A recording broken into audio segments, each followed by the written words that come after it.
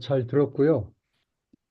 이제 중요한, 중요한 것들을 말씀하셨는데, 이제 이 영지주의가 깨달음을 강조하고 지식을 이제 추구하고, 그래서 이제 불교하고 좀 이렇게 가까운 것 같고, 또 우리 기독교에서도 이게 믿기만 하는 것보다 뭔가 이렇게 에, 수행과 깨달음 이런 것을 같이 가야 된다고 생각하는 면에서 이제 영지주의를 어떻게 이해하고 어떻게 해석하고 어떻게 이제 우리가 그 받아들일 것인가 이런 이제 뭐 중요한 것 같아요. 그래서 오늘 제가 우리 정영훈 목사님 강의를 들으면서 좀 더 깊게 네 가지 이제 얘기를 좀 했으면 좋겠다. 첫째, 영지주의의 긍정적인 면, 그리고 영지주의의 문제점, 그리고 어떻게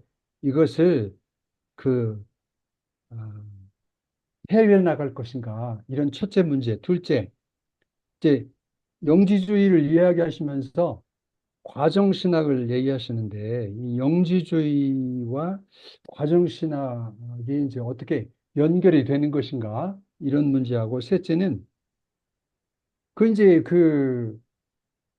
예수 그리스도를 너무 신성을 강조해가지고 이제 믿고 그런 어떤 인간, 사람의 아들, 스승, 이제 그런 면이 너무 약화돼서 이게 이제 신적인 면을 함으로 인해서 이게 이제 예수님을 이렇게 따라가고 닮아가는 스승으로서 그것이 약화됐는데 이 삼위일체 신앙을 어떻게 우리가 이제 조화를 이루어서 삼위일체를 또 이렇게 부정하면 이제 이단으로 막 생각하기 때문에 이 어떻게 신이 된 사람의 아들을 어떻게 우리가 더 긍정적으로 얘기를 할 수 있을 것인가. 이 세 문제하고, 이제 마지막 네 번째는 이제 아까 악을 얘기했는데, 니체를 얘기하시면서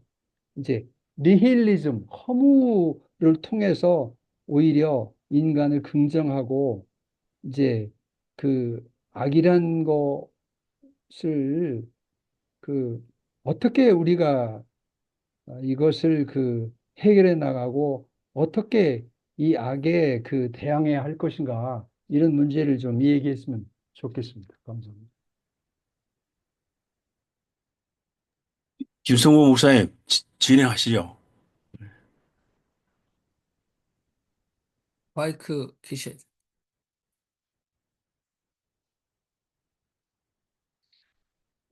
우리 김성 목사님 마이크, 예, 되셨네요. 진행할 건 아니고요. 죄송합니다. 면목이 없습니다. 저희 그 음, 농사 짓기 위해서 풀을 걷어내다가 보니까 그게 완전히 정신이 팔려가지고 오늘 사회 보는 걸 잊어버렸어요. 그래서 여기 와서 아까 20분쯤에 들어와가지고 생각하니까 아이고 이게 면목이 좀 없습니다. 예. 그 대신 제가 질문 하나 좀 드릴까 합니다. 하나님을 영지주의에서 이해하는 거, 그러니까 예수 그리스도는 인간이 아니었다. 그렇게 얘기를 하는데, 인간으로 오신 하나님, 그리고 그 인간이 하나님이 되는, 이제 그런 것이 삼위일체론으로 자리를 잡게 돼서 기독교의 교리로 이제 굳어지게 되는데요.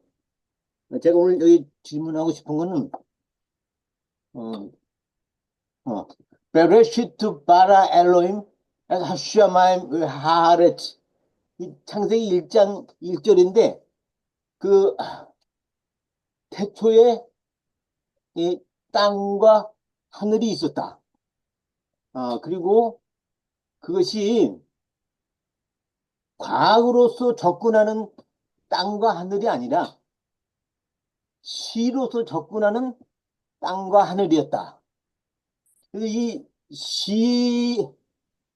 시 한 편, 그 시편으로 그, 하나님을 고백하고 만나는 것인데, 이거 기독교, 그 과학주의는 그것을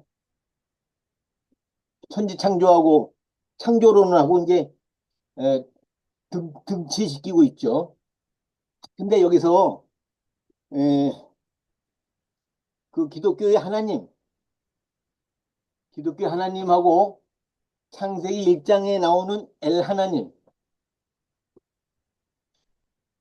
과연 같은 분인가? 여기에 대해서 정윤민 목사님이 좀 답을 해주셨으면 합니다. 그거는 구약 신학에서 우리가 그냥 초기에 그 두 창조 이야기, 창세기에는 지금 말씀하셨듯이 하나님을 이제 엘 문서죠. 엘로힘으로 부른 게 있고 야훼로 부르고 있으니까 이게 이제 제관계 문서에서 이미 창조에서 두 가지 버전이 나온다. 근데 저는 이제 과장 신학자들이 그 엘로힘이 지금 1장 1절, 2절, 3절 얘기하면서 그렇게 표현을 하고 있죠. 거기에 그걸 가지고 있으면, 어, 이 구약의 두 창조 이야기는 아무튼 구약 성서 신학적으로 좀 통찰을 깨달았으면 좋을 그걸 이용하면 좋을 것 같고요. 오히려 이제 이 그 제관계 문헌, 그러니까 제사장계 문서는 바벨론 포로에서 수집되고 또 기록되어졌잖아요. 전승들이. 우리가 그렇게 보고 있는데, 이렇게 이 창조 설화라고 우리가 표현하죠. 사실 이게 뭐 신학적 용어니까 여러분들 뭐 신앙으로 얘기하시기보다는 이 창조 설화는 사실은 저는 초기 때는 그러니까 어렸을 때 이게 이제 그 신의 정원이 있는 바벨로니아 대제국에서 그들이 가지고 있던 창조 설화에 대해서 굉장히 적극적으로 우리 조상의 하나님이 창조의 하나님이다. 야훼가 진정한 창조의 하나님이다라고 자기 자손들에게 이게 바벨론의 영향을 입지 말아라. 라고 아주 굉장히 어, 이 팔레스틴의 아주 족장 체제의 아주 미력한 이 미개한 종족들이 거대한 제국의 창조 담론을 거부한 걸로 그렇게 해서 야훼가 창조주다라고 얘기한 걸로 그렇게 이제 용감한 아주 신앙으로 믿었었어요. 근데 가만히 보니까 이 과정 신학자들이 밝혀낸 거 보니까 티아맛이라든지 마르둑 우리 성경에 무로닥이라고 돼 있는데 이 바벨론의 창조 설화에 굉장히 영향을 입은 바 크다라는 거죠. 우리가 길가메시 에픽에도 나옵니다만은 사실 길가메시 에픽이 우리 창세기 6장의 홍수설화 배울 때 도대체 길가메시 에픽이 홍수설화가 창세기보다 더 오래된 문서인데 여기에 이 연관성 이거 홍수 이야기 이거 어떻게 해야 되고 굉장히 혼란을 겪으신 것처럼 제가 답변할 수 있는지 모르는 거꾸로 세고 있는 것 같습니다만 저는 영지주의자들도 여전히 플라톤주의나 그리스의 신화적 모티브를 가져왔다면 초기에 일어났다면 그 전에 구약에서는 이미 바벨론의 이 티아맛, 무로닷, 뭐 바알 이 창조설화의 영향을 굉장히 입어서 이 신의 호칭이 동일한 거 아닌가 오히려 거꾸로 충격을 받게 될 지경이거든요. 그래서 경계가 굉장히 모호하다. 우리 김성구 목사님들 이 산스크리트 말씀하시면서 하는 것처럼 이거 언어에서 신의 이름 거의 비슷한데 이런 충격을 저는 그냥 애매하게 받고 있습니다.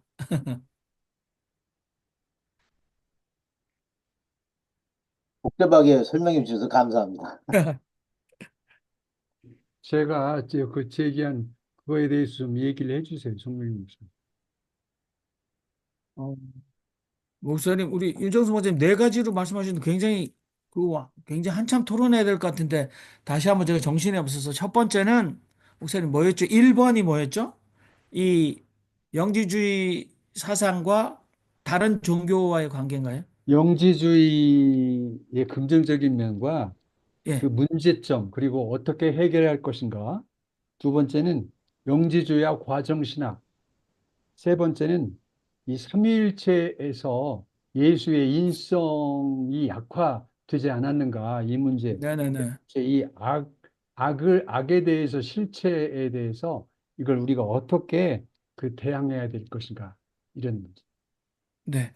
그러니까 우리가 마르시온주의 마르키온에서 보면 사실 이 사람은 성서에 대해서 이제 최초의 그 주석가라고 할 수 있잖아요.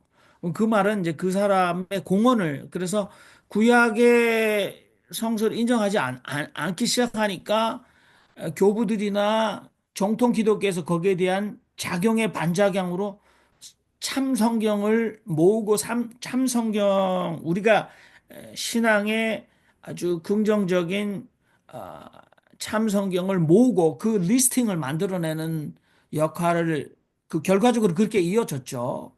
그러니까 이제 정경이 나오기 시작한 거잖아요. 그러니까 이게 이제 영지주의자들의 긍정적인 면은 뭐 초반에도 제가 얘기했지만 신학 발전에 굉장히 큰 어떤 발전적 변수로 등장한 거죠. 특히 지금도 이 악의 문제, 특히 생태 신학에서도 그렇고 아까 자연학 문제도 제가 말씀드렸습니다만은 도대체 이 악은 하나님이 하나님 없이 된 것이 아무것도 없다면 하나님으로부터 모든 것이 유출되어 나왔다면 세상에 이 아주 창궐하는 악에 대해서 우리는 이 기원이 그리고 악의 영향력 하에 있는 우리가 악을 절대 악을 체험하는 뭐 그것이 우리가 그 홀로코스트 신학도 마찬가지죠. 인간 역사에 있어서 전무후무한 이 홀로코스트를 어떻게 해석해야 되는가? 이건 신의 의지인가? 특히 만일에 신이 이 악을 통제할 의지가 있지만 그 능력이 없다면 무능한 신이 돼버리잖아요. 그런데 신이 악을 철저하게 통제하고 제어할 능력이 있는데도 그 일을 하지 않는다면 굉장히 무자비한 신이 되는 거죠. 그러면 그런 그 의지도 없고 악을 해결할 의지도 없고 악을 통제할 능력도 없다면 그건 신이라고 부를 수도 없다. 이렇게 논리적으로 계속해서 이 문제를 가지고 신정론에서 싸우게 되니까 저는 초기의 영지주의자들이야말로 참된 신앙을 찾아가는데 굉장히 중요한 대화적인 파트너였다. 이렇게 생각하는 거죠. 그런데 이제 제가 제목에서도 이제 강조점의 다름을 인정하고 우리가 신앙의 그 본질의 동질성을 유지하는데 이거는 너무 나갔는데 이건 다른 게 아니라 틀린 거야. 라고 할 수 있는 영역은 각자가 있겠지만 한계는 바로 이제 지나친 토착화 과정에서 지나치게 기독교적인 우리가 생각하는 신앙의 핵심을 너무 내어줘 버렸다. 그럴 때 이제 균형을 잃어버리고 밸런스를 잃어버렸다라는 거죠. 그 다음에 이제 과정 철학자들은 이제 화이트헤드나 아니면 잔캅 같은 사람들이 특별히 생태학이나 이 뭐 경제 문제에 대해서도 굉장한 생각들을 가지고 있는데 중요한 건 아까도 나와 있죠. 그 계속되는 창조. 그래서 과정 신학자들 특히 뭐 캐서린 켈러는 대단히 이 창조 이 태호음에 대한 이분도 주이시 백그라운드 있어요. 그래서 굉장히 훌륭하죠.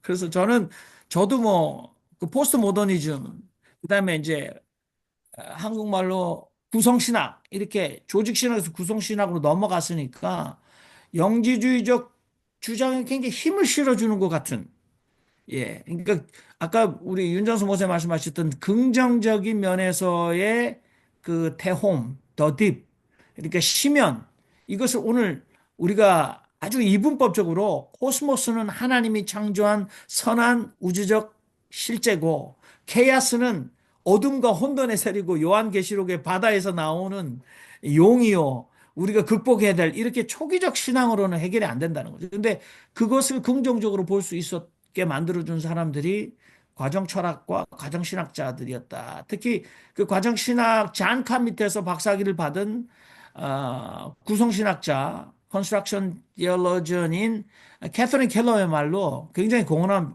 바가 많죠. 그래서 캐서린 켈러가 제자들이 이제는 은퇴해서 많아요. 그래서 하나님의 지혜를 신비 가운데 분별하기. 그래서 이게 discerning divinity in process예요. 예, 그러니까 과정에 있는 신도 과정에 있는 신에 대한 이 그 탐구. 그래서 어, 길 위의 신학이라고 번역이 됐습니다. 한국 길 위의 신학. 그러니까 뭐 캐서린 켈러를 보면 굉장히 자유분방하게 이게 아카데믹하게 막 그렇게 쓰는 것 같지만 또 안 쓰는 것 같지만 언어를 굉장히 그래서 그 한 가지 예를 들면 물고기 헤엄치는 그래서 어둠과 깊음 가운데 있는데 우리가 바다야말로 얼마나 그 유대 전승에 보면 굉장히 두려움의 대상이고 용이 바다에서 나오니까 어둠과 하나님의 뜻을 방해하는 최고의 세력의 근거지가 우리가 바다라고 믿었잖아요. 그런데 그 바다 속에 물고기가 헤엄치는 그래서 바다의 어떤 혼돈과 이 파괴적인 도전에 대해서 유유자적할 수 있는 물고기 그래서 그런 그 여성신학적인 그 놀이 그래서 물고기에 대한 그 어, 예, 이 유비를 굉장히 멋있게 쓰는 것 같아요. 그래서 남성 신학자들과는 신학 정언은 굉장히 다르다. 저는 과정 신학 그렇게 얘기를 하고 맨 마지막에는 유 목사님 그거는 좀 그거는 뭐였죠? 맨 마지막에는 이 삼일체. 근데 삼일체는 저 혼자 지금 떠들어서 정 죄송한데 삼일체라고 하는 거는 우리가 성서적 근거가 있는가 또는 이그 삼신론과 우리가 어떻게 갈 건가. 특히 또 김세현 교수가 이 그 경륜적 삼일체의 이단적인 우리 경계해야 될 것들 이미 보수 신학에서도 얘기하고 있잖아요. 그래서 저는 삼일체도 만만치 않게 문제점을 만들어내고 있다라고 생각합니다. 그거 좀 열어놓고 다른 분들 얘기도 좀 들어보는 게 좋을 것 같은데요. 제 공부 아유, 잘했습니다. 그런데 어, 저는 간단하게 이해를 하고 살았어요. 기독교가 결국은 로마 제국에 의해서 예수는 죽었고, 근데 그 기독교를 로마 제국의 제독이 다시 로마의 종교로 받아들이는 이런 그것을 뭐라고 표현해야 할지 모르겠습니다만은 비극이라고 저는 연지주의 입장에서 비극이라고 얘기하고 싶은 겁니다.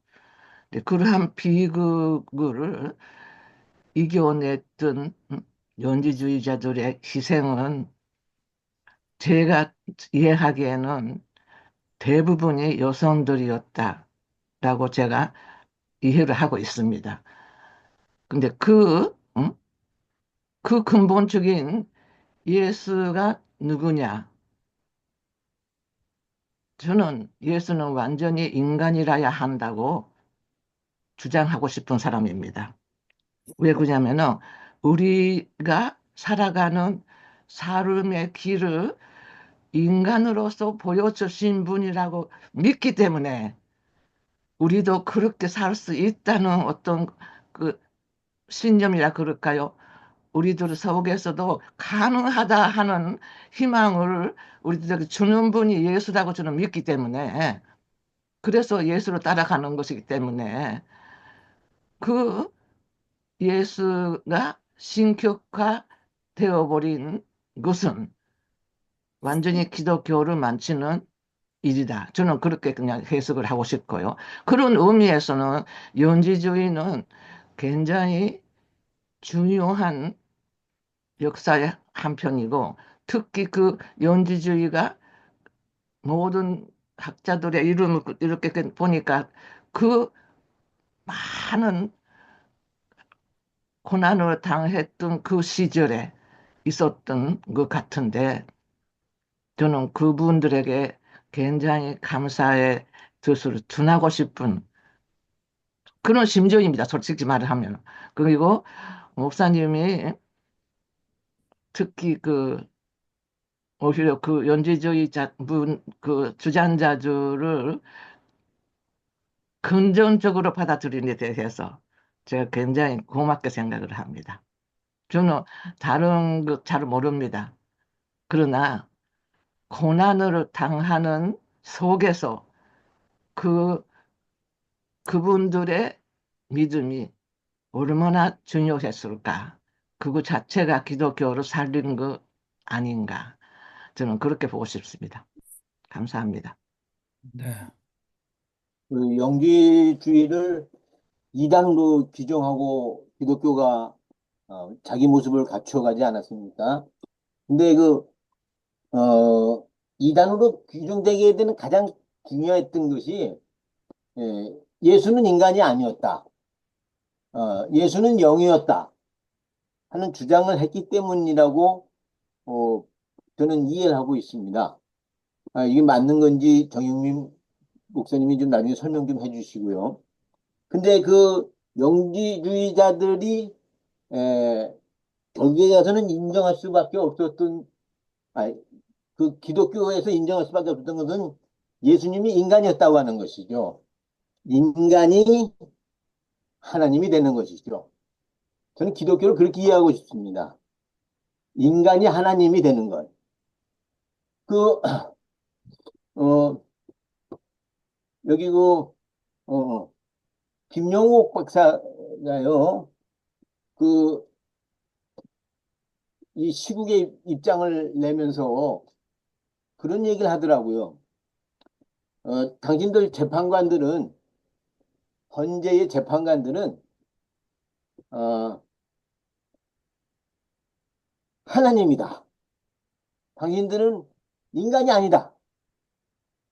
지금 당신들은 하늘 뜻을 받들어야 되는 하나님이다. 하느님이다. 이렇게 얘기를 하더라고요. 하느님. 네. 근데 그게 또 누가고, 어느 거하고 또 맥락이 맞아 떨어지는 거니 정청래가 그 헌재에서 최후 진술할 때 그런 걸 얘기하더라고요. 뭐냐면, 하느님이 보호하사 우리나라 만세 해가지고 이 결국에는 악의 세력인 윤석열은 해체될 것이고 결국에는 하느님이 보호하여 주셔서 우리는 승리할 것이다 하는 그런 입장을 견지하고 있는 것을 최우진술에서 들을 수가 있었습니다. 그래서 이것을 통합해가지고 오늘 이야기를 저희 이제 줄거리를 정리하자면 기독교의 하나님은 인간이 하나님이 된 것이고 또 뒤집으면 하나님이 인간으로 왔던 것이고 해서 이거를 상호 침투하는 그러한 것으로 이해하면 어떨까 이렇게 말씀을 드리면서 마치겠습니다. 이상입니다. 김상재 목사님, 왜 가만히 있어요? 오늘 진짜 본격적으로 토론이, 예? 우리 신신사 진짜 다운 토론이 지금, 진행되는데.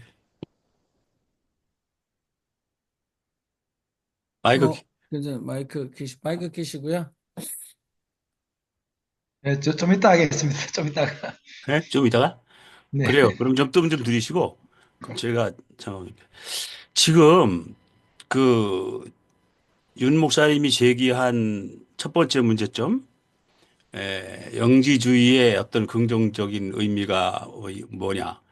그것에 대해서 우리 정수자 목사님이 느끼신 어떤 감에 얘기를 했고, 역시 김성 목사님도 비슷한 얘기를 했는데, 저는 이것을 어떻게 이해하냐면요. 영지주의의 긍정적 의미는 기독교에 있어서 영지주의는 적대적 공생관계다. 요즘 정치적인 표현으로 하면, 예? 북한을 놔두고, 북한이 있어야 보수 정권이 유지가 되고 그런 것처럼 기독교가 어떻게 상대해야 될 적으로서의 영지주의.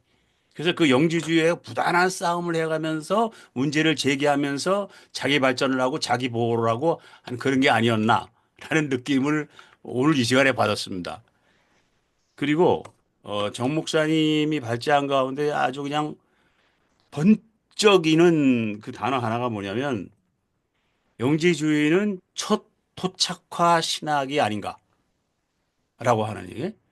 아, 그거 어디요? 원산지가 어디예요? 정 목사님이요? 아니면 어떤 학자의 얘기요? 많은 그 굉장히 그러니까 아, 그 영지주의자 연구를 한 캐톨릭 네. 신학자, 특히 송혜경 어. 박사, 캐톨릭 아, 성내경. 수녀신데요. 예. 예, 그분이 이제 영지주의의 민낯 그 책에 보면 본인이 그렇게 인정하고 있어요. 아, 예. 예. 아, 그거 아주 멋있는 말인 것 같아요. 자기들의 어떤 문화권에서 기독교로 받아들일 때에 그 당시 문화권은 헬라 문화권이죠. 그러니까 첫 토착화 신학이다. 헬라 문화, 헬라 그런 느낌이 아주 참, 그거 아주 쇼킹하다. 그런 생각이 들었고요. 그 다음에는요. 현실적으로 저는 뭐 원래 프랙티컬한 사람이니까 현실 밑바닥에서 노는 사람이니까 어떤 아카데믹 한 것보다는 그 지금 현재 기독교 안에서 이단이라고 우리가 얘기하는 것들은 다 영지주의하고는 아무 상관이 없는 것들이죠. 오히려 근본주의에 가깝죠. 그죠? 어떤 성경을 근거로 해서 자기들이 아주 고집스럽게 아주 좁게 해석해 나가는 게 기독교 이단들 아니에요, 대부분. 그러니까 요즘 이단은 영지주의가 아니고 그게 영지주의는 정말 옛날에 영지주의는 아주 고급 이단이고 따지자면 오히려 요즘은 영지주의가 대세를 이루는 기독교도 영지주의적으로 해석해 나가지 않으면 영지주의를 기독교가 따라가야 되는 그런 풍토가 아닌가 싶은 거예요. 예를 들어서 우리가 좋아하는 다섯도 영지주의 아닙니까? 다섯이 접근해 나가는 방법이. 그러니까 오히려 그리고 요즘에 모든 그 영적인 운동들 그 한때는 그 뉴에이지에 대해서 굉장한 경계심을 가졌었잖아요. 한 20여 년 전만 해도. 그거 다 영지주의적 방향이거든요. 그리고 제가 최근에 어저께 아주 정말 재미난 일이 있었는데요. 요즘 박준호 목사님이라고 한번 여기 왔었죠. 왔는데 이 사람이 아주 젊은 40대인데 아직 굉장히 뭘 막 찾는 사람이에요. 이 사람이 긴급하게 저한테 전화가 왔어요. 어떤 자기 후배가 그 또 막 또 찾고 다니는 후배가 있었나 봐요. 그 유니테리안 유니버설리즘을 어디서 접했나 봐요. 그래서 이거 새로운 거다. 뭐 한국 사람이니까 이제 그렇게 생각했겠죠. 그래가지고서 그걸 자기한테 물어봤고 그래서 그걸 이제 지 목사님 혹시 아는지 모른다 해서 나한테 전화를 한 거예요. 그래서 우리가 전에 작년인가 유니테리안에 대해서 한번 했잖아요. 저는 뭐 유니테리안에 뭐 경험이 많으시니까 그래서 그걸 보내줬어요. 보내주고 그 유니테리안 같은 게 100% 영지주의거든요. 지금 실질적으로. 그러니까 어떤 현실에서 어떤 탈출구를 막 그런 쪽에서 찾아가는 쪽이란 말이에요, 지금. 그게 뭐 현실성이 있고 하는 건 둘째 문제고요. 그래서 지금은 오히려 영지주의가 새로운 관심을 가져야 되고 우리가 그쪽에서 방향을 찾아야 되고 그런 게 아닌가. 저는 그런 생각이 들었습니다. 네. 근데 제가 잠깐 말씀드리면 지성수 목사님 말씀하셨던 지금 그 뉴에이지 그리고 사실은 이제 영지주의가 한 번도 우리 곁을 떠난 적이 없다. 그래서 구스타프 칼 융, 우리 지성수 목사님 굉장히 좋아하시는데 사실 김상재 목사님도 그러시겠죠. 그러니까 그게 사이코 어널리시스. 그래서 인간의 심리학을 기준으로 신을 투영하는. 근데 칼 융이 사실 신지학회 멤버고 칼 융의 굉장히 많은 심리학적 통찰은 전부 다 영지주의에서 왔다라고 볼 수 있는 거죠. 특히 이제 그 지금 뉴에이지 그다음에 일루미나드. 그래서 이게 지나치게 편중된. 그래서 저는 지성수 목사님처럼 1세기, 2세기, 3세기 기독교, 5세기는 거의 자취를 감춘 것 같지만 잠복했다가 계속 드러나서 지금 우리 가운데서 영주주의는 계속 되고 있다라고 보는데 그, 사실은 다양한 특산 기독교들이 있었다는 거죠. 자발적으로. 근데 아까 정숙자 목사님 말씀하셨듯이 이 콘스탄틴의 공인된 기독교는 공장에서 딱 찍어 만든 기독교, 이거 외에는 모든 사람들이 만들어내는 다른 기독교는 밀주, 이거는 전부 다 그 공정거래 위반으로 전부 다 처단을 해버렸다는 거죠. 예, 김성문 목사님, 전 사회 안 버리지만 말씀하세요. 네네. 그러니까 영지주의로 인해서, 어, 기독교가 삼위일체를 교리로 함으로 인해서 영지주의가 이단으로 규정된 것이죠. 근데 그 영지주의가 어떤 문제가 있는가 하니 예수님을 영으로만 봤던 거예요. 이 인간으로 예수님을 봤던 부분은 인정을 안 하려고 그랬던 거예요. 그런데 그러한 인간으로서의 예수님을 만약 인정했다면 영지주의는 기독교 안에서 잘 이렇게 에, 모셔져 가지고 받아들여져서 번창해 나가지 않았겠나 이런 생각을 해봅니다. 그래서 중요한 것은 이 영지주의를 부정만 할 게 아니라 그 예수님이 인간으로 와서 십자가에 피 흘려 죽었다고 하는 그러한 것을 인정만 해주면은 영지주의는 지금 얼마든지 꽃피울 수 있다.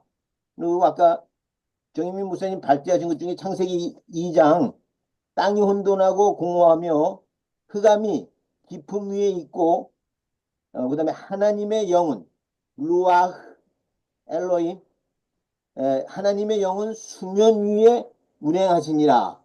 그래서 이 하나님의 영이 물 위를 하는 거죠. 영이 있는 곳에는 물이 있습니다. 이게 요한복음에 보면 영이 그 있는 곳에 물이 있는 것 그런 구절이 많이 나오거든요. 그래서 저는 그거를 성경 공부할 때 말씀을 했어요. 교인들하고 같이 나눴어요. 우리 영이 있는 곳에 물이 있고 물이 있는 곳에 영이 있다. 근데 맞더라고요. 요한복음에서 보면. 그래서 그런 면도 하나님을 이해하는 도움이 된다 하는 것을 말씀드리고자 합니다. 이상입니다. 그 목사님, 그 정숙자 목사님도 말씀해, 저는 아직 이제 뭐 홍동률 교수님이나 우리 김상재 목사님 말씀하시면 좋을 것 같고요. 저는 그냥 그 근본적으로 예수의 신성과 인성의 강조점이나 이 또 아까 적대적 공생관계라고 표현하시는데, 이거 기독교가 극복하지 못했다라, 극복해야 될 건 아니겠지만 좀 원천적인 아주 그 야생성을 그대로 가지고 있어야 된다. 근데 우리가 그 초대 그 교회에서 이단 시비에서 보면 그 이게 유사 본질과 동일 본질, 호모 우시우스랑 호모의 우시우스, 그래서 예수가 이 창조주 하나님과 동일 본질에 있어서 예수는 참 하나님으로부터 나오신, 태어나지 않은, 예, 그러니까 지어지지 않은 참 하나님 중에 참 하나님, 이렇게 해서 유사 본질이 아니라 동일 본질을 강조했는데, 동방 쪽에서는 이 신적인 유사성을 가지고 있다라고 얘기하잖아요. 근데 이제 초기에 이 에, 에비오니즘이랑 도케티즘 사이도, 에비오니즘은 예수는 그냥 성령이 충만한 한 인간이었다라고 얘기하는 거고, 영지주의자에서 도케티움은 육신의 옷을 입은 것처럼 보였지만 완전히 신적인 존재다. 그 다음에 예수는 대속적인 메시아가 아니라 우리를 신적인 그 깨달음으로 인도하는 길을 찾다가 길이 대신 안내자다. 뭐 영원한 안내자다. 그러니까 스승이죠. 그러면은 오늘 다섯 선생님의 이 예수 이 기독론과 굉장히 유사하잖아요. 그리고 영지주의는 불교나 힌두교, 그다음에 뭐 상당히 많은 다른 종교와 굉장히 토론할 수 있는 문이 굉장히 많이 열려져 있는 장점이 있는 거죠. 예.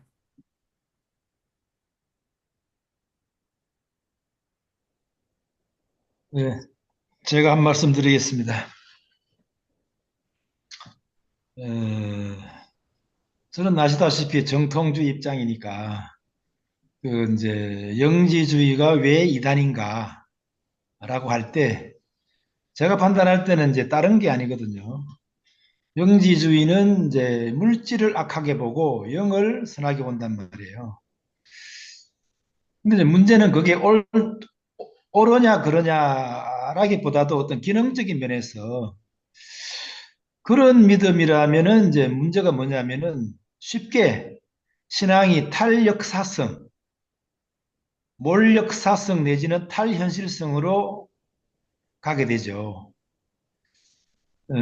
그래서 그게 이제 일종의 신앙의 어떤 건강성이라 할까요? 어떤 기능적인 면에서 문제가 되니까 이제 여러 가지 이제 주류가 되지 못한 것이고, 그러면 왜 어거스틴을 비롯한 그런 교리들이 주류가 되고 영지주의적인 해석은 이단이 되는가라고 할 때 역시 똑같은 질문이죠.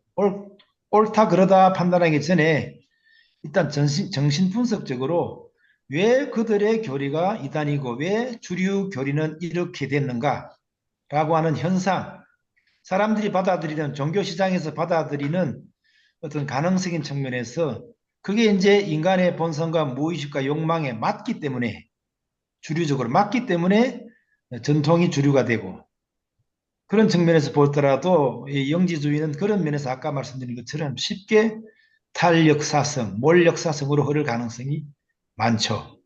이 구분이 명확하지 않습니다. 그렇기 때문에 그래서 오늘날에도 아까 말씀하신 것처럼 뉴에이지라든가 뭐 칼융의 심리학이라든가 여러 가지 현재로도 여러 가지로 변주되어서 영지주의적 경험이 되죠.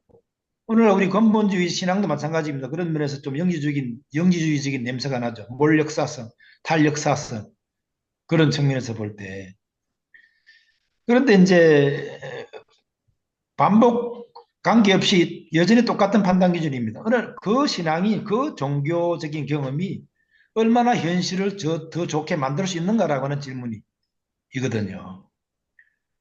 그래서 그런 측면에서 생산성이 떨어지고 상품 가치가 없다면은 당연히 이제 도태가 되겠죠. 한순간에 어떤 경험이 됐더라도. 그런 측면에서도 저는 영지주의적인 신학이 그런 면에서는 이제 문제가 될 수 있다라고 생각이 되고, 실제로 이제 지금 그 현대 좌파 철학자들은 다시 영지주의적인 텐션을 이제 소환하기도 하죠. 이를테면은 조르주 아간벤 같은 사람은 이제 영지주의 입장에서 신학적인 사유를 들고 나왔고, 어, 바울의 정치신학을 편 야콥 타우베스 같은 사람도 영지주의적 전통을 되살리려고 노력하죠. 그래서 조르주 아간벤 같은 사람은 발트 베냐민조차도 이제 영지주의적 전통으로 해석하는 그런 입장인데, 그건 그렇다더라도 제 판단은 분명합니다. 얼마나 그 믿음이 오늘날 현실을 개선시킬 수 있고 할 수 있는가. 그 다음에 이제 뭐 서방기독교, 동방기독교도 있는데 또 똑같은 판단 기준이죠. 왜 서방기독교가 역사의 주체가 됐고 동방기독교는 여전히 비주류가 되고 오늘날도 마찬가지죠. 그래서 서방기독교 계열의 사람들이 오늘날 영성적인 욕구 때문에 동방기독교에 기웃거리고 그들의 영성을 또 창고하려고 그러는데 마찬가지입니다. 마찬가지입니다. 그래서 동방기독교 영성이 서방기독교가 갖고 있지 않는 부분이 있다 하더라도 동방기독교가 말하는 영성이 과연 이 시대를 개선시킬 수 있는 강한 어떤 주체를 발명할 수 있는가?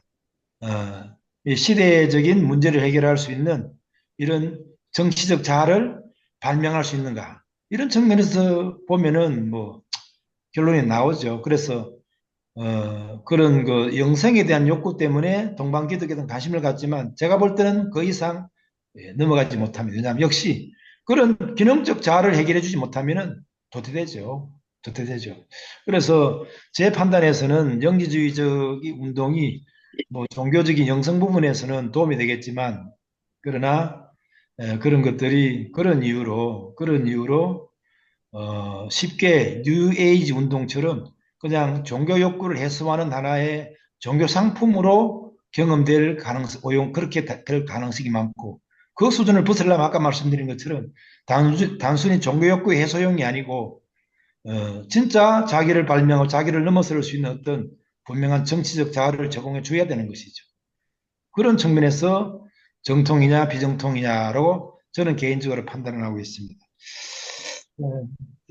그렇게 저는 정리하고 있습니다. 네. 그, 스피리추얼리티, 정영민 목사님, 그 스피리추얼리티라고 하는 스피리추얼리티, 그 스피리추얼리티하고, 이 영지주의적 그런, 이해하고, 오늘날, 어, 종교에는 관심이 없지만, 스피리추얼리티에는 관심이 있다. 그렇게 이야기하는데, 그것이 영지주의의 변형이다. 이렇게 우리 지성수 목사님도 그렇게 말씀하시고 그렇게 있는 건데 제 얘기가 맞는 겁니까? 저는 오히려 영지주의는 사실 이단자를 위한 신학이다. 그렇게 보면 사실 정통을 벗어난 우리 비주류, 저 같은 비주류 쪽에서는 환영해야 되는 이제 그 근거나 힘이 된다라는 거죠. 사실 영지주의 문서는 나가 하마디 라이브러리 1945년에 발간되고 그 다음에 이게 이제 완벽하게 우리에게 주어졌을 때는 1984년이에요. 그러니까 사전 만들어내고 특히 나가 하마디 라이브러리에는 도마복음도 있잖아요. 그래서 지금 동양에서는 오히려 서양에서 아까 말씀드렸지만 그 유에 편제된 존재론을 계속 가지고 있던 서양에서는 영지주의는 이단자를 위한 굉장히 중요한 사상적 보고를 가지고 있었는데 오늘 우리는 동양인들이잖아요. 그러면 다석 선생님처럼 영지주의는 우리에게 굉장히 친숙하고 친근하고 우리가 벌써 그렇게 해왔던 거다라고 얘기할 수도 있는 거 아닌가. 그리고 지금 이제 한국의 캐톨릭에서 이 아까도 송혜경 그 한림 성서연구소에서 영지주의자들의 성서 이게 이제 책이 두껍죠. 뭐 영지주의들 성서에서 베드로 묵시록, 야고보 묵시록, 뭐 야고보 용사 도마의 책, 유다복음, 마리아복음, 빌립복음 다 나오는데 이게 저는 이단자를 위한 굉장히 큰 힘이다 그렇게 생각을 해요. 어, 그리고 영성은 사실은 우리 김성봉 목사님 영성 얘기하셨는데 지금 서양에서 미국 같은 경우도 종교를 빼버렸어요. 그래서 secular 메디테이션. 그렇죠. 지금 병원마다 사람 환자들 모아가지고 막 이렇게 메디테이션 막 시켰더니 병 회복력이 빠른 거예요. 그리고 학교에서 아이들이 맨날 그 정크푸드 먹고 막 서로 막 치고받고 말 안 듣는데 공립학교에서 미국에서 애들을 특정한 시간에 이 메디테이션 훈련을 시켰더니 애들이 서로 사이좋고 말 잘 듣고 막 난리가 나죠. 그래서 그거를 이제 종교성을 다 빼버린 이 세큘러 메디테이션이 굉장히 유행하죠. 요가처럼 유행하죠. 요가도 유행하고 그래서 이게 이제 자기들이 기독교 왕국에 염증이 일어나니까 동양적인 걸 가져오려고 하니까 그렇게 되는데 저는 영성의 강조. 그래서 종교는 뭐 우리 오강남 교수도 종교는 깨달음이다. 깨달음의 종교다. 그러면 왜 다석의 제자 중에 가장 인정받으셨던 박영호 선생님 같은 분이 왜 도마복음 해설서를 쓰겠느냐. 오히려 동양적 사상을 가진 분들이 영지주의를 굉장히 환영해야 된다라는 생각을 하고 있고요. 제가 물어보지 않으셨는데 윤정수 목사님 아까 삼일체 요거도 제가 정통신학에서 이 경륜적 삼일체론에서 우리가 이게 이제 자칫 잘못하면 설명은 쉬워요. 이게 이제 economical doctrine of trinity인데 economical은 뭐 이렇게 돈과 관계되는 게 아니라 아주 이걸 번역을 경륜적으로 아주 편안하다. 경륜적으로 아주 효율적이다 그러는데 구약을 성부 하나님 시대, 신약을 어디에요? 성자 하나님의 시대, 그리고 교회 시대인 오늘날을 성령 하나님 시대. 그래서 하나님의 강조적인 역사의 측면이 구약에서는 아버지로, 그 다음에 신약에서는 성육 대신 아들로, 교회 시대는 성령으로 존재한다. 이게 효과적으로 하니까 이거 혹하고 넘어가는데 이거도 굉장히 경륜적 삼위일체로는 아까도 말했지만 우리가 예수의 신성은 뭡니까? 신학적이라면 초월성이에요. 예수의 인간됨은 내재성이에요. 근데 초월과 내재의 아주 환상적인 균형을 어떻게 잡겠는가? 우리 김성범 목사님은 민중신학자 목회를 하셨으니까 예수의 인간됨, 그리고 정숙자 목사님도 민중의 민중은 여성이니까 인간적 예수에 대한 강조점을 할 수밖에 없어요. 그런 초월적인 이 김상재 목사님 이 정통 신학에서는 창조주 하나님, 구원의 하나님, 전능하신 하나님, 무소부재하신 그래서 사실 그리스 철학적으로 이 무소부재나 마이리 옴니포텐스 그러니까 옴니포텐스 이게 힘의 절대적 하나님에 대한 생각을 과정 철학자나 서양 이단들은 굉장히 제한적으로 설명했잖아요. 우리가 뭐든지 할 수 있는 막 그냥 도깨비 방망이 휘둘리면서 지 맘대로 하는 그래서 이미 아까도 제가 얘기했던 서양 신학자들의 이 그 심연으로서부터의 창조 그러니까 무로부터의 창조는 하나님을 절대화하려고 했죠. 하나님 외에는 원재료가 어디 존재했느냐. 하나님이 절대적에서 무로부터 창조를 막 논리적으로 얘기할 수밖에 없었어요. 근데 하나님이 자기를 공허를 비워냈다. 그럼 신으로부터의 창조, 심연으로부터의 창조에서 하나님이 자기를 비워내셨다. 그래서 허와 물을 만들어내셨다라고 얘기하면서 그러면 오늘 무질서, 그 다음에 우연성, 즉흥성 이것들도 굉장히 긍정해내야 된다고 서양 신학자들이 이미 굉장히 동양적 사고로 발전시켰는데 우리는 오히려 이 무를 부인하면 안 되겠죠. 그래서 이 사람은 내가 볼 때는 외국에서 해주면 하나님과 무 그리고 그 천의 얼굴들 제가 볼 때는 이 책 벽돌 책이었는데 윤정혜 신부님도 이거 쓰셨더라고요. 이거 윤정현 신부님 동양 사회와 영성에 홍하는 교육학적 자금은 바로 이 땅의 신학자의 몫이라는 점을 대담하게 밝히고 있다. 그래서 무에 대한 새로운 철학이 나오고 있지 않습니까? 근데 우리는 자꾸 정통신학 죄송해요. 정통이 나쁘다는 게 아니라 자꾸 너무 지나치게 인간적인 내재성만 강조하거나 또는 초월성을 강조하면 안 되는 게 저는 이 절대적 밸런스를 아까 신성과 인성처럼 초월성과 내정 사이에서 잘 밸런스를 가져야 되겠죠. 그럼에도 불구하고 영지주의가 주는 이단자를 위한 사상적 근거는 우리가 굉장히 동양적 사고를 가지고 있는 우리들은 굉장히 환영해야 된다라고 생각합니다. 제가 아주 놀라운 보고를 하나 드릴게요. 지금 윤재현 신부님 지금 차 타고 모임 끝나고 집으로 가고 있는 중에 아마 듣고 계실 거예요. 지금 김성호 목사님이 한 질문이요. 그 스피리추얼리티를 추구해 나가는데 현대에서 종교성이 없는 그런 건 어떤 거 있냐. 요즘 그걸 경험을 하고 있어요. 지금 새벽 그 수련 모임을 하잖아요. 근데 애초에 그게 어떻게 되냐면 동학 황선진이라는 친구가 동학을 가리키는 데에 우리가 조인을 했어요. 그러면서 내가 이제 김성원 선생하고 우리 윤신부도 오시라고 그랬고 그래서 우리가 동학을 여기서 좀 배워가면서 같이 우리가 이렇게 뭐 컴비네이션을 할 수 있는 걸 좀 찾아보자라고 했거든요. 그렇게 해서 시작이 됐는데 그래서 동학을 공부하겠다는 사람들이 이제 모였단 말이에요. 모였는데 그게 어떻게 됐냐면 지금 다석을 공부하는 쪽으로 가고 있어요. 결론적으로. 그러니까 형태는 동학의 형태를 빌렸는데 내용은 지금 다석을 공부하는 쪽으로 가고 있어요. 그래서 윤정현 신부가 이제 특히 이제 훈민정음 이게 특허라 특허야. 훈민정음으로 다석의 훈민정음을 들어서 설명하는 방법 이게 신제품이거든. 이걸 해나가는 거예요. 그러니까 하고 지금 빠져들고 있는 거예요. 근데 이게 동학과 기독교라면 얘기가 됐겠어요? 안 되죠. 부딪히고 애초부터 접점이 없는 거예요. 근데 다석을 가지고 들어오니까 이 스피리추얼리티가 먹혀 들어가는 거예요. 그래서 이 사람들이 오늘 다석 135주년 기념적에 부산에서도 오고 그 모임에 있는 사람들이 여러 명이 왔어요.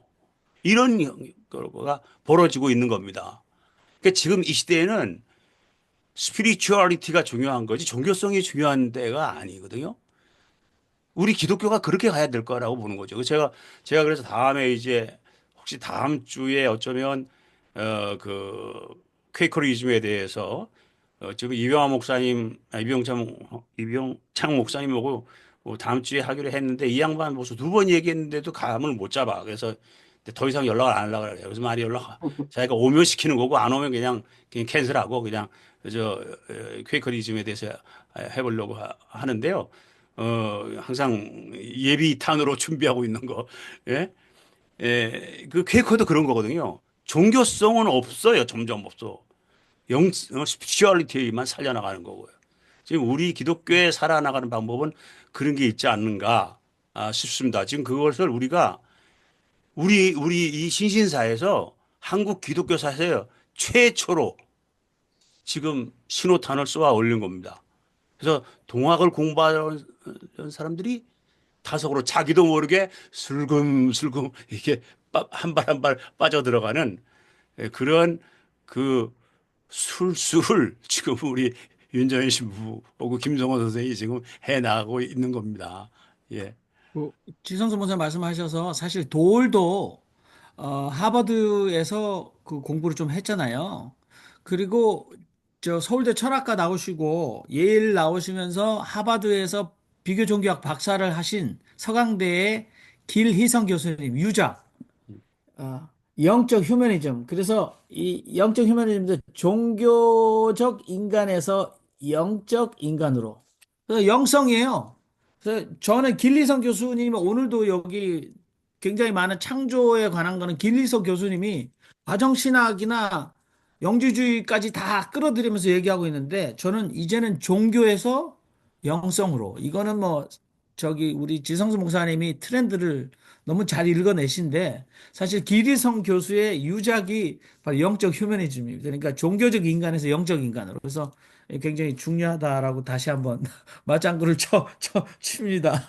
예, 오늘 이 영지주의 공부하면서 이야기가 좀 딴 데로 벗어난 것 같지만 또 이게 반드시 외길로 다른 길로 빠졌다고 볼 수 없다는 것이 이제 저의 결론이죠.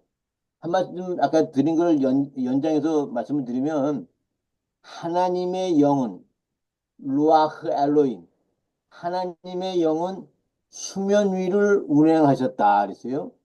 이 물과 하나님의 영이 분리되지 않아요. 샤워를 하면 하나님의 영이 충만해져요. 아, 이거 중요한 거예요. 세례를 받으면 비둘기처럼 하나님의 영이 임하는 거예요. 이거 틀림없어요. 예수가 그랬어요, 예수가. 그래서 물로 세례를 받는 이거를 영성과 매치해서 우리 그 정한수 떠놓고 비나이다, 비나이다, 신령님께 비나이다. 윤석열은 악마가 돼 처단해 주시고 이 정한수 떠놓고 물이 있는 곳에 영이 있었어요. 그거를 다 회복시켜 나가야 됩니다. 아멘입니다. 예, 그래서요, 한마디 김 하고 목사님, 싶은 예. 잠깐만, 우리 그 모임에서 어떻게 하는 줄 알아요? 청수 받들기래요. 그래서 그릇을 다 물을 떠가지고서 그 시간에 아이고, 그걸 가져야 다 같이 청수를 받드는 거, 그거를 해요. 하나의 그게 리터진 거라.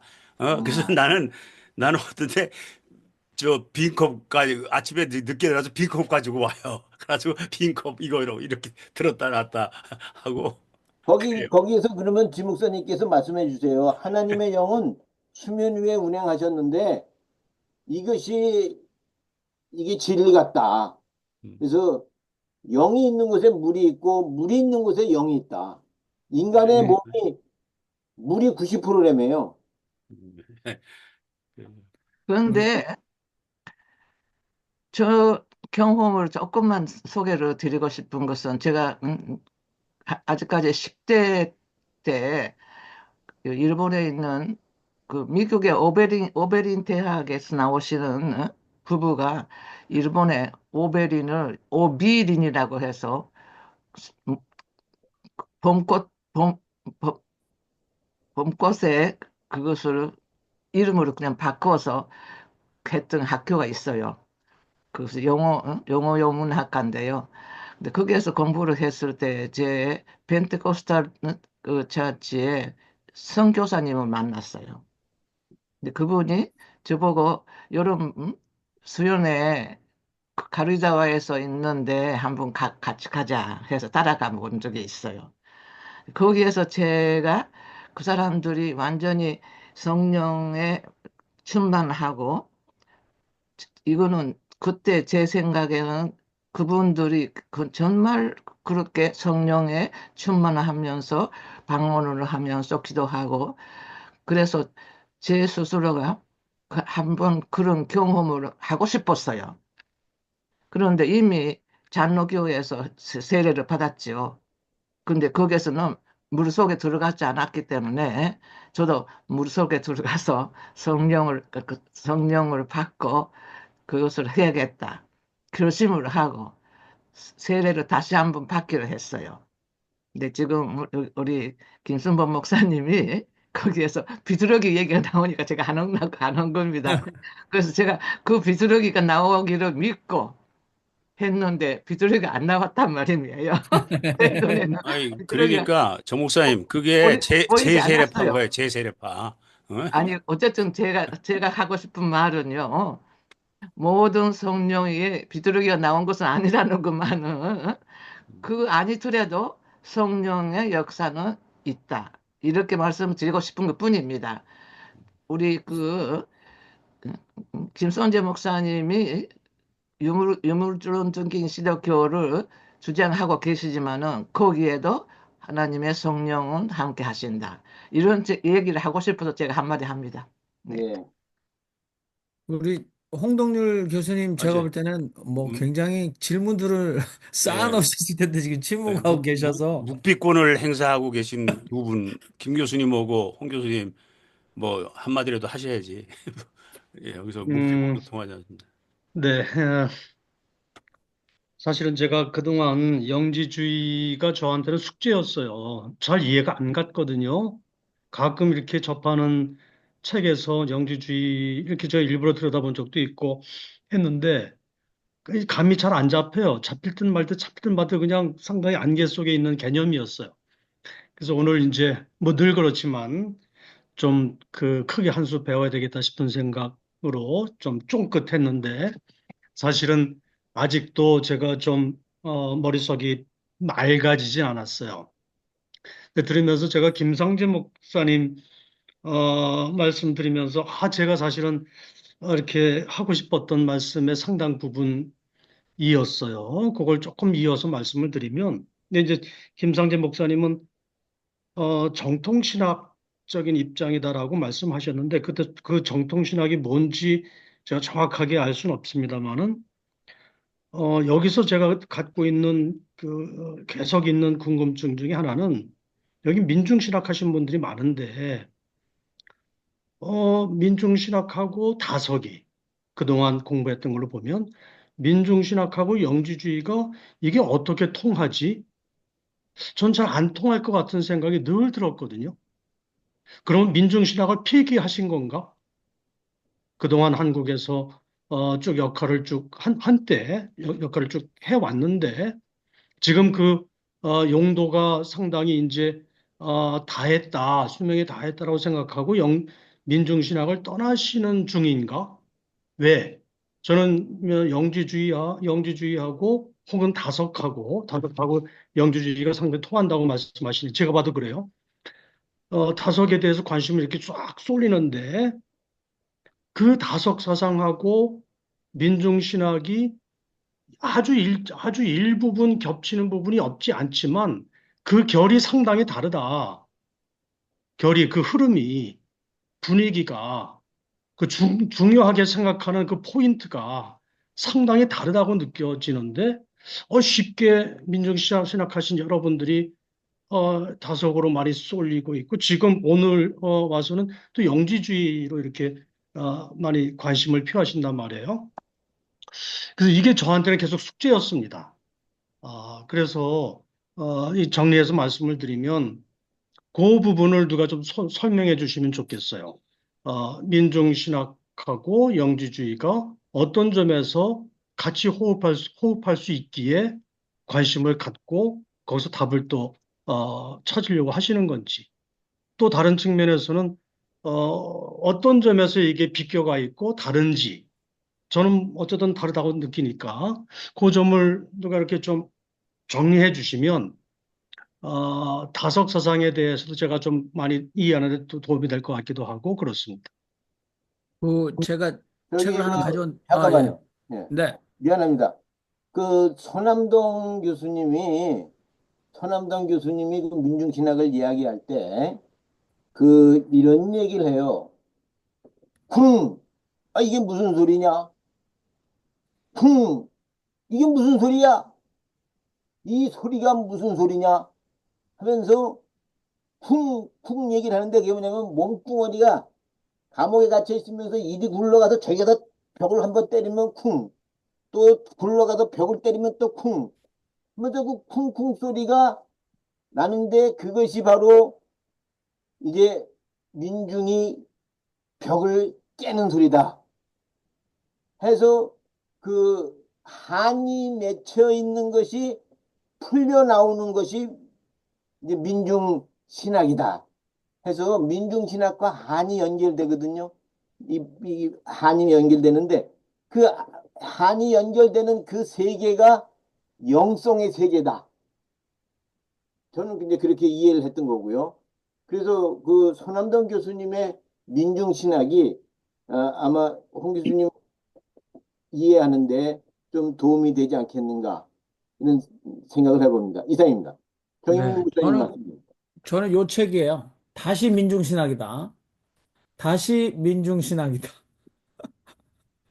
이게 이제 한국에서 문민정부 들어서고 다 잘 살게 되면서, 야, 민중이 어딨어? 우리 OECD에서 얼만데 지금 민중 타령이야. 이렇게 얘기를 하셨는데, 이게 시대적으로 사실 민중신학이 소임을 다했는가? 저는 진화했다고 보거든요. 그래서 이 다시 민중신학이다 안에 보면 민중 메시아론의 과정신학적 해석. 그래서 아까 말했던 이 그 영지주의와 영지주의의 심연으로부터의 창조를 돕고 있는 과정신학에서 특히 민중신학이 주목받은 이유는 서구에서 전래된 기독교의 복음과 신앙을 한국적 토양에 맞게 재해석했다. 그래서 로컬리제이션 했다라는 거죠. 그리고 여기는 또 범죄 신론까지 가지고 이 포스트 모더니즘 범죄 신론을 가지고 와서도 민중신학의 민중 메시아론을 얘기하고 있어요. 그러니까 저는 어떻게 어울릴까 민중신학이 영지주의와 저는 이단자를 위한 또는 비주류를 위한 굉장히 중요한 무기를 줄 수 있다라고 생각하니까 민중신학자들이 주류가 아니잖아요. 그러니까 지금 김상재 목사님도 저분은 급진 정통주의이기 때문에 정통주의 입장에서 보면 저분도 굉장히 밀려난 분위기, 밀려나, 죄송해요, 밀려나도. 저분도 마지날 아직 계시니까 여기 오시지. 만일에 어떤 분 정통신학자 여기 왔으면 우린 뼈도 못 치르게 우리를 저주를 하실 거예요. 그러니까 그렇죠. 저는, 그건 제가 이해가 됐습니다. 이제. 예, 네. 예. 예. 그, 계속, 예. 저도 한 말씀 드리겠습니다. 관점이 다 틀리지만, 제가 볼 때는, 그, 다스ық 사상에 관심을 갖는 분들이 저는 민중일 리는 없다고 보거든요. 왜냐하면은, 다스ық 사상은 기본적으로 좀 알미 있는 분들, 지적 수준 있는 분들, 일종의 정신적 부르주아 계층의 사람들이 다스ық에 이제 관심을 제가 볼 때는 그렇습니다. 그렇기 때문에, 그, 제가 볼 때는 전통 기독교도 사실은 상당히 민중적이거든요. 이 무슨 말인가 하면은, 아까 예수의 인성을 강조하자, 신성을 강조하자, 이런 분분한 말씀하셨는데, 사실은 예수의 신성을 강조하는 것이 훨씬 민중적일 수 있다. 무슨 말인가 하면은 사실은 진짜 민중은 자기 자아 유지 자체도 힘들어하는 부분이거든요. 너무 힘들고 고통스럽기 때문에 군이 의존적이고 그리고 군의적인 데 의탁하고 싶고 그런 심리에 빠진 사람들이 민중이거든요. 그런 사람이 어필되는 것은 인성적인 적용이 아니라 인성적인 윤리나 사랑 도덕이 아니라 당장 자기의 재난에 빠진 자아가 위로받고 어떤 그 힘을 얻을 수 있는 강한 신성이 필요한 사람들이거든요. 그래서 사실은 바울 서신도 보면은 바울이 사실은 굉장히 신성을 강조하잖아요. 왜냐하면은 그가 인성을 강조했다면 예수의 산상수훈, 그 다음에 윤리적인 차원을 많이 설명했겠죠. 그런데 사실은 바울의 관심은 예수의 그 격언이나 그런 그 훌륭한 가르침이 아니라 구세주라는 권위를 강조했거든. 예수의 신성을. 그 말은 무슨 말인가 하면은 그렇게 해서 재난에 빠지고 위기에 빠진 뭔가를 의지해야만 하는 민중들에게 제대로 권위를 제공함으로 말미암아 그들이 이제 위로를 얻고 세상을 얻게 되고 현실을 이길 만한 능력을 얻게 되는 거거든요. 문제는 그 신성이 아까 말씀드린 것처럼 몰 역사나 탈 역사나 이상하게 그것으로 권위주의로 발전되고 그 속에 굳어지는 게 문제지. 사실은 이게 왜 민중적이냐면은 그렇게 신성으로 위로를 받고 자아가 회복되고 활성화되면은 그 다음 단계로 더 깊은 윤리적 차원으로 감성으로 윤리를 향할 수 있는 능력으로 나가거든요. 그런 측면에서는 정통도 상당히 민중적이죠. 처음부터 민중적이죠. 다만 그런 것들 아까 말씀드린 것처럼 그 민중의 그 의존 심리를 악용해서 오남용해서 지배협잡으로나 어떤 이상하게 굴절시키는 게 문제지. 사실은 기본 자체는 상당히 민중적이죠. 그래서 저는 그런 측면에서는 그런 고상한 담론보다는 내가 당장 필요한 내 마음의 위로를 받을 수 있는 방언, 성령론이 지금 당장 필요한 거거든요. 오늘날 민중은 사회과학적 민중은 사실 많이 없어졌죠. 제가 볼 때는 불안과 우울증에 시달리고 자아가 유지가 안 되고 포스트 모던한 세계에서 유시적인 자아란 말미암아 방황하고 자기를 설명할 수 없도록 유실인간이 된 그런 사람들이 사실은 영적 민중인데 그들이 그 필요할 것은 지식과 어떤 그런 것이 아니라 진짜 그들에게 위로가 되는 권위거든요. 제가 이해할 때는. 그래서 제가 이해할 때는 권위가 그런 면에서는 자유고 해방의 계기가 될 수 있다는 거예요. 문제는 그 권위를 어떻게 자유로 해방으로 선용하느냐 문제. 그 다음 질문이고 지금 당장 민중에게 필요한 것은 지금 내가 지푸라기를 잡고 싶은 그들에게 뭔가를 던질 수 있는 비지성적인 누구나 지식을 넘어서 참여할 수 있는 어떤 보편적인 어떤 그런 영적 경험치가 필요하다. 그런 말씀을 드립니다.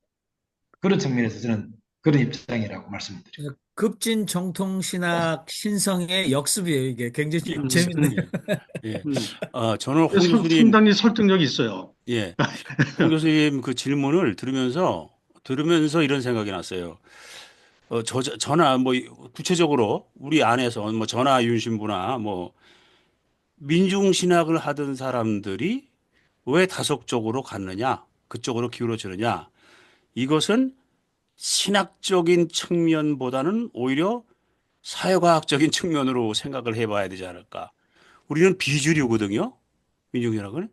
비주류가 새로운 탈출구로서 또 하나의 신학적인 비주류인 다속적으로 간 것이 아닌가. 뭐 그런 생각이 오늘 들었어요. 그 질문, 그때까지 이런 생각을 안 해봤는데, 홍 교수님이 그렇게 모르시니까, 그렇게 해석할 수도 있겠구나. 그런 생각이 들었습니다.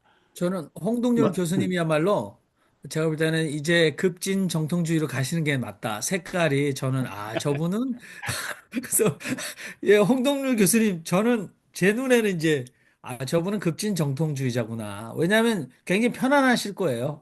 급진 정통주의가 이때까지 고민하셨던 게 제가 볼 때 급진 정통주의가 굉장히 많이 그 균형을 잡아줄 거라는 저는 제 그냥 소견입니다. 처방전을 내리는 거예요. 처방전. 어, 제가 뭐 아까 시간이 좀 짧아서 좀 뭐 일찍 끊었습니다만은 굳이 다석이나 이렇게 영지주의에 관심을 가지시려면 기존의 민중신학적인 문제의식과 다석 사상이나 영지주의가 갖고 있는 또 다른 차원에서의 어떤 그런 그 매력을 이게 변증법적으로 통합하는 노력을 하면 상당히 의미 있을 수 있겠다. 그게 결과적으로 어떤 작품으로 나올지는 저도 모르겠어요. 모르겠지만 그런 문제의식이 없으면 다석 선생님께 상당히 죄송한 말씀일지 모르지만 퇴행일 수도 있다. 잘못하면. 과거 다석 선생이 제가 한번 그런 질문을 했었어요. 다석 선생이 당시 살아계실 때 동학에 대해서 무관심했다라는 얘기는 어느 책에서도 봤고 그런 토론이 나온 적도 있었어요. 맞습니다. 그리고 제가 그 어떤 질문도 그렇게 드렸던 적이 있었던 것 같아요. 당시의 사회 문제, 함석헌 선생하고 달리 사회 문제나 여러 가지 개혁에 대해서 문제의식이나 실천력이 상대적으로 약했다라고 음, 하는 다석 선생의 어떤 약점, 아, 이 부분은 여전히 비판받을 수 있는 측면, 여지가 있다라고 하는 걸 놓치면 안 된다. 그렇게 생각을 하는데, 어쨌든 여기서 자꾸만 우리가 지금 너무나 고단하고 영적으로 시달리는, 아까 말씀하신 사회과학적으로 뿐만이 아니고 영적으로 시달리는 아주 험한 세상을 살다 보니까 이게 어떤 그런 영적인 차원에서의 해방구, 탈출구를 찾는 그런 욕구가 있는 것은 이해가 되지만 이것이 지나치게 탈사회화되고 탈민중화되는 식으로 탄력사고. 가면 퇴행일 수 있다. 이거는 상당히 경계해야 되지 않을까? 굳이 관심을 갖는다면 뭔가 통합적인 뭔가 어떤 작품을 만들려고 끊임없이 노력하는 것이 중요하고 여전히 사회적인 민중적인 그런 문제의식은 여전히 끌고 가는 것이 필요하다. 이런 말씀을 드리고 싶었던 거죠. 예. 네. 그걸 정리하면은 다석 좌파와 다석 우파가 있는데 이쪽 모임은 다석 좌파일 가능성이 큽니다.